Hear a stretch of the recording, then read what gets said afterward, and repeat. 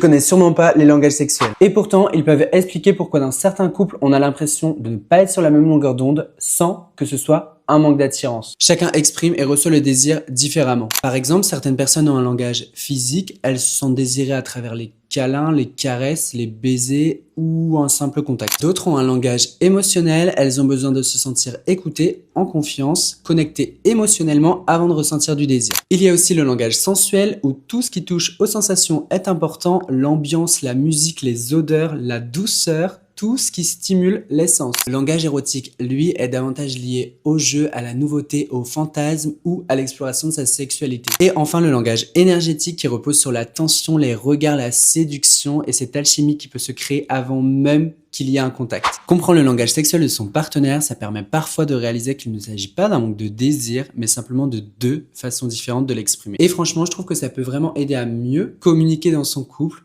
Donc posez-vous la question et pour en savoir plus, Margot Fried Filiosa a écrit un livre sur ce concept.